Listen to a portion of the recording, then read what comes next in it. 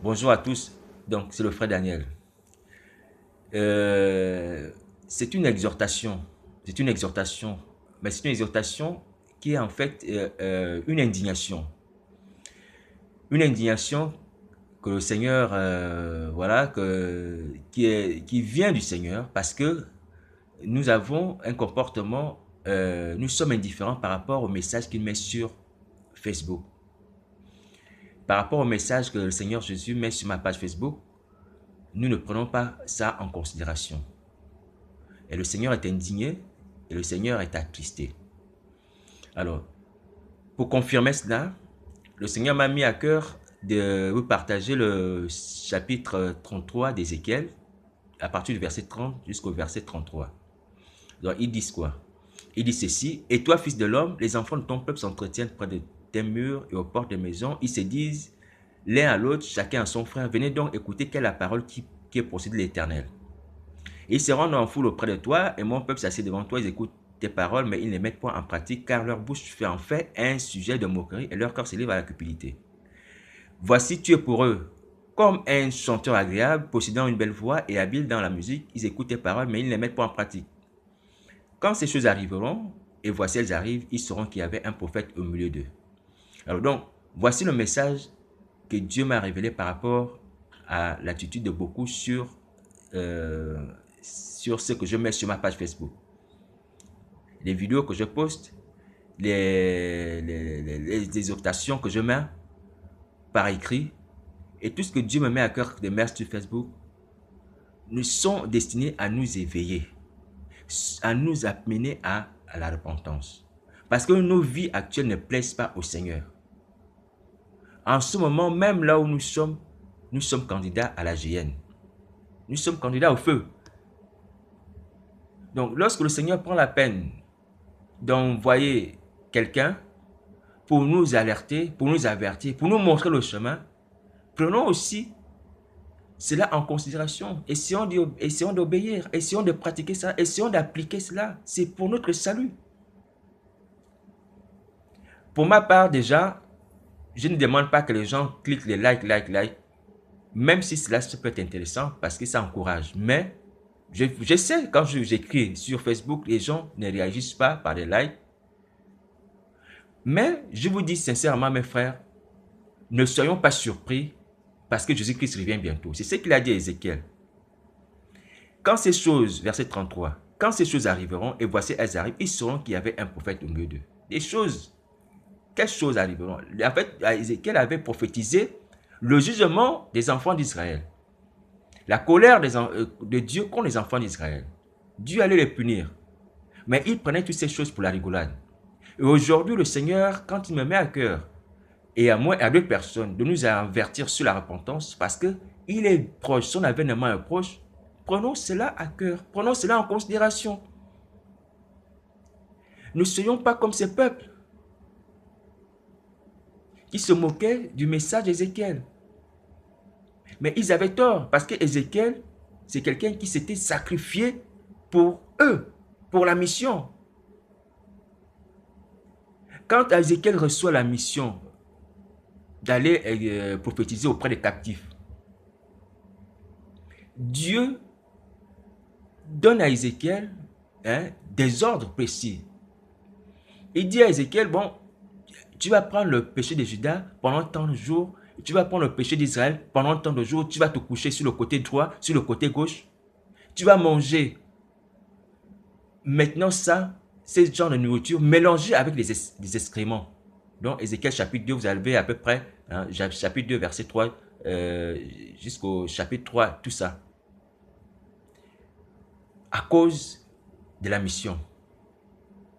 Le ministère est une source de souffrance. Mais c'est une souffrance positive parce que c'est par amour qu'Ézéchiel l'a fait. Il n'a pas discuté, il dit, bon, Seigneur, j'accepte la mission. Il a accepté la mission. Il a accepté de prendre le fardeau de Juda et d'Israël. Et à un moment, Dieu va même prendre sa femme.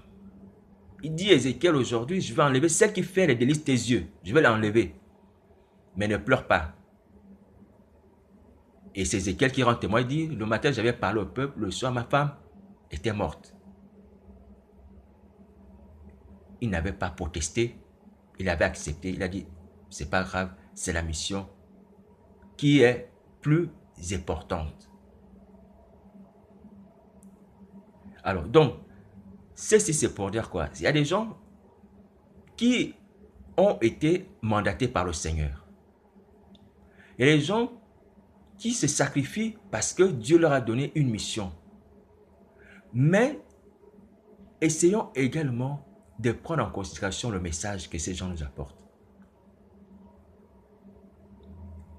Il y a peut-être aussi des gens qui souffrent pour que nous soyons sauvés, qui prient, qui jeûnent pour notre salut.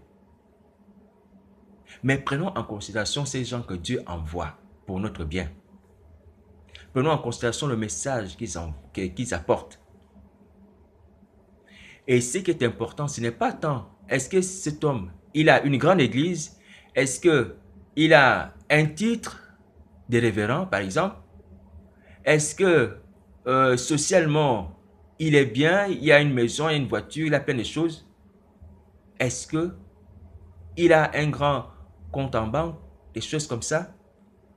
Ça, ce n'est pas ce qui est important. Ce qui est important, c'est le message. Est-ce que le message que le frère ou que la sœur nous dit ou nous annonce, est-ce que ce message, ça vient de Dieu? Et je peux vous dire que par la grâce de Dieu, le message que je poste sur Facebook vient du Seigneur lui-même. Je n'ai aucun intérêt à tromper les gens, ni matériels ou autres, ni spirituels, parce que je ne cherche pas les disciples, je ne cherche pas la dîme, je ne cherche pas les offrandes. Je viens par la grâce de Dieu donner ce que Dieu me met à cœur. Et je ne veux pas aujourd'hui que les gens croient que je suis un prophète. Je suis un frère en Christ. C'est ça qui est écrit sur ma page Facebook, frère en Christ. Et je ne suis même pas l'égal d'Ézéchiel, ni l'égal de Daniel. Je suis à la limite comme l'âne de Balaam, que Dieu a ouvert la bouche pour parler aux prophètes. Donc, je ne cherche pas à être connu, je ne cherche pas à bénéficier de quoi que ce soit d'un avantage. Ce que Dieu veut, c'est notre salut à tous. Donc, si Dieu me met ça à cœur, je viens et je vous expose ce que Dieu me met à cœur sur ma page Facebook. Mais faisons attention. Prenons cela en considération, changeons, appliquons cela, parce que le jugement de Dieu est proche. L'avènement de Jésus-Christ est proche. Ne soyons pas comme ces gens à qui l'autre était allé dire lorsque les anges sont venus dans sa maison, mes frères, Dieu va bientôt détruire cette ville, changer de vie. Ils se sont moqués de lui. Ne soyons pas comme ces gens. Car malheureusement, qu'est-ce qui s'est passé? La pluie de feu de soufre s'est abattue sur eux, sur ces gendres.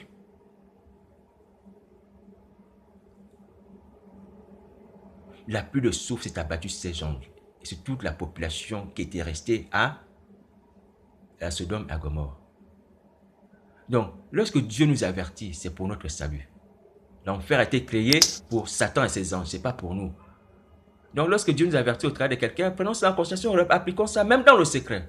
Parce que je crois que des gens peuvent se dire que non, si on commence à lui faire les likes là, il va avoir l'orgueil, il va se glorifier, il va faire la publicité.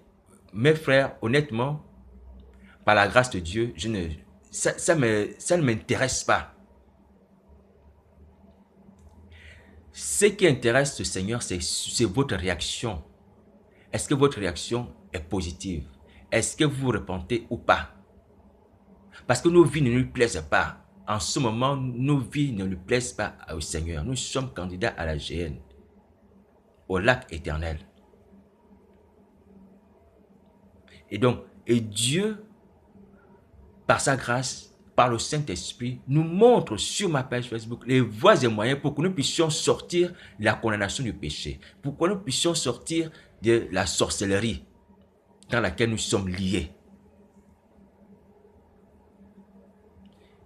Donc, soyons plus sensibles au message que Dieu nous donne et appliquons-le dans notre vie.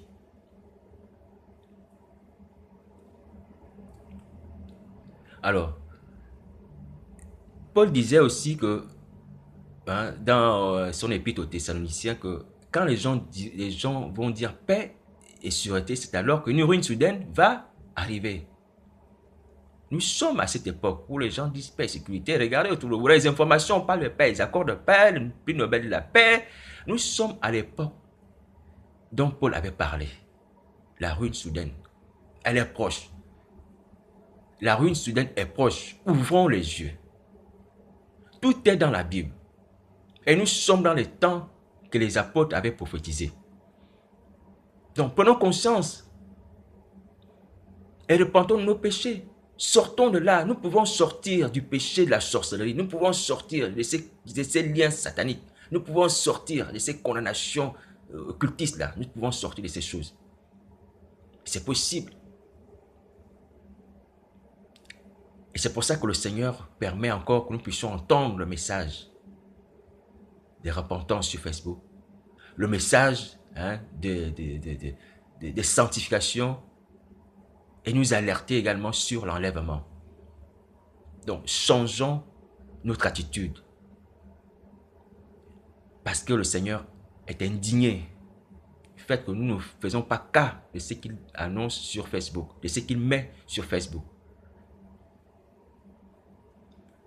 Alors, donc, par rapport à cela, les gens qui sont liés, écoutez, les gens qui sont liés, vous êtes liés, c'est vrai. Vous recevez des ordres. Mais est-ce que vous savez également que celui qui vous donne les ordres là a été dépouillé à la croix?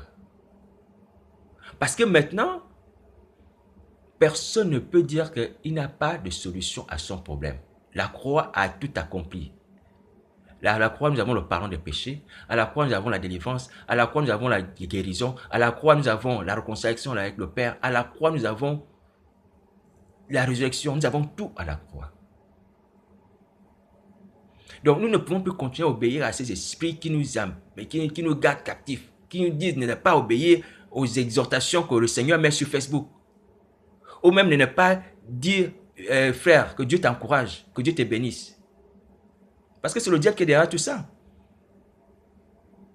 Mais je disais tantôt qu'en fait, c'est vrai que votre réaction par des likes ou par d'autres choses peut m'encourager. Mais c'est surtout l'application de ce qui est écrit qui est important. Je ne cherche pas les dîmes de quelqu'un. Je ne cherche pas les offrandes de quelqu'un. Je ne cherche pas le poste de quelqu'un, ni le micro de quelqu'un. Je ne veux pas le micro de quelqu'un ou la place de quelqu'un. Ce que Dieu me met à cœur, c'est ce que j'essaie de faire par la grâce, par sa grâce, par sa force. Et ces messages aussi s'adressent à moi. Parce que nous courons tous vers le prix de la vocation céleste. Nous courons tous. Nous devons persévérer. Ceux qui sont debout persévèrent pour maintenir leur position. Ceux qui sont assis doivent persévérer pour se relever jusqu'à l'avènement du Seigneur. Alors donc, nous soyons plus insensibles. Changeons notre attitude. Appliquons l'œuvre de la croix dans nos vies. Voilà le message. Nos vies ne plaisent pas à Dieu. Alors, quelle est la solution? La croix. Il n'y a pas une solution en dehors de la croix. Même pour ceux qui sont debout, il n'y a pas une solution. Ce qui nous maintient debout, c'est la croix. Ce qui relève ceux qui sont tombés, c'est la croix. Il n'y a pas une autre solution au travers de la croix. Donc, réagissons positivement. Appliquons le message que Dieu nous exhorte, que Dieu nous envoie sur Facebook. Les vidéos, les vidéos, les textes, les posts, toutes ces choses-là. Appliquons-les, frères et sœurs. Appliquons-les. C'est pour notre bien. Parce que la puissance de l'égarement qui nous a saisis là, elle peut être anéantie que par la puissance de la croix. C'est la croix qui anéantit cela. Et je voudrais vous dire qu'en fait, nous sommes en ce moment même à un point où peut-être qu'on va voir le Seigneur apparaître d'un coup. Peut-être qu'on va voir le Seigneur apparaître d'un coup, d'un moment à l'autre. Je me souviens d'un songe que j'avais fait. J'étais dans une ville. Et dans la ville, il y avait un grand mouvement de panique. Comme s'il y avait un grand événement, une grande catastrophe qui arrivaient. Les gens couraient partout, à gauche, à droite dans les rues. Les gens criaient. Certaines personnes essayaient de se cacher même. Et après, quand j'ai constaté ça, j'ai levé les yeux en haut, j'ai vu qu'en fait, il y avait une planète, une belle planète qui venait dans l'univers, qui sortait au fur et à mesure, qui sortait progressivement, une belle planète. Et après, dans la même scène, je me suis retrouvé avec une sœur, avec une personne que j'étais en train d'exhorter à la repentance. J'étais en train de lui dire, donne ta vie à Jésus dans le songe. J'étais en train de dire à la personne, donne ta vie à Jésus. Et après, le songe s'est arrêté. Et j'ai compris effectivement que nous sommes arrivés à ce moment, au temps de la fin. La nouvelle planète, c'est écrit dans l'Apocalypse chapitre 21. C'est le nouveau ciel, la nouvelle terre. Donc, il était question ici. Dans ce chapitre où Jean dit, je voyais une nouvelle terre et un nouveau ciel, parce que l'ancienne terre et l'ancien ciel avaient disparu. La panique, nous la trouvons également lorsque le Seigneur va à Golgotha. Il dit, il va arriver un moment où vous allez dire, les filles de Jérusalem, vous allez dire, aux montagnes, tombez sur nous, pour se cacher de la colère de Dieu. Donc nous sommes arrivés à ces événements et Dieu nous avertit au travers de cela pour que nous puissions réformer nos vies, pour que nous puissions changer. Ne restons pas là insensibles, comme si l'exhortation du frère n'était que la bonne musique. Une musique agréable, des paroles agréables, des formules agréables, hein, comment on appelle ça, des paroles de sagesse, des choses comme ça. Non, ce n'est pas ça, mes frères. Ce qui est important, c'est le changement de nos vies. Et c'est ce que le Seigneur Jésus veut. Il veut sauver nos vies. La prédication va partir, toutes ces choses vont finir. Mais la vie que Dieu nous donne ne finit pas. C'est la vie éternelle. C'est ce qui est essentiel. Donc quand vous venez sur ma page Facebook, que ce soit spirituellement, que ce soit physiquement, frères et sœurs, venez pour écouter le message de Dieu. Venez pour écouter le message de Dieu et appliquez-le dans votre vie. Appliquez-le dans votre vie. Donc, Dieu nous aime et c'est pour ça que vous comme moi, il nous exhorte tous à la repentance. Il nous exhorte tous à la repentance. Si nous nous repentons, nos vies vont être restaurées. Si nous repentons, nous allons revoir nous allons à nouveau vivre la vie que nous avions perdue autrefois. Nous allons être enlevés si nous nous repentons. Ne restons pas dans nos péchés. Ne nous disons pas que, bon, peut-être que, voilà, moi je suis ministre de l'évangile, j'ai 20 ans de ministère, j'ai cela, mais si tu as renié le Maître, si tu as renié Jésus-Christ, si tu es maintenant avec les pourceaux, que tu sers maintenant les pourceaux, ça ne sert à rien. Il faut revenir au Seigneur. Revenir au Seigneur, à ton Père, à Jésus-Christ. Et beaucoup d'entre nous sont en train de servir les pourceaux, que ce soit de jour ou de nuit. Comme le fils prodigue. Alors donc, exertons-nous les uns les autres, mais mettons en pratique ce que Dieu nous dit. Donc, moi je ne suis rien, hein, et je ne veux pas être quelque chose, mais seulement appliquons ces choses dans notre vie. Donc, la page Facebook que j'ai ouverte par la grâce de Dieu, c'est pour nous, c'est pour vous, c'est pour moi. Donc, si quelqu'un a quelque chose à dire sur ce que j'écris, moi je dis, je suis ouvert à tous les commentaires. On s'exhorte les uns les autres. Et je ne suis pas un Moïse. Hein. Attention, je ne suis pas un Moïse. Parce qu'il ne faut pas qu'on ait de la confusion. Parce qu'il y a des gens qui, apparemment, ils connaissent mieux la vie des autres que la personne elle-même. Qui connaissent mieux ma vie que moi-même. Donc, je préfère dire aux gens, je ne suis pas Moïse. Je ne suis pas venu libérer les gens de l'esclavage du péché. Je ne suis pas venu libérer les gens de l'esclavage de Pharaon. Donc, le seul Moïse qui est, c'est Jésus-Christ. C'est lui qui est venu comme le Fils de Dieu qui a porté nos péchés à la croix. C'est à lui seul que revient la mission, c'est à lui seul que revient la gloire, parce que c'est lui qui opère tout en nous. Donc, pour ceux qui connaissent un peu ma vie, c'est pour ceux qui ont eu écho de ma vie, quels que soient les moyens que vous avez utilisés, détrompez-vous, je ne suis pas Moïse. Je ne suis qu'une simple voix. Je peux même dire que, comme je l'ai dit tout à l'heure, un peu comme l'âne de Balaam. Voilà. Ce qui est important, c'est le message. Et qu'il fasse la joie du ciel.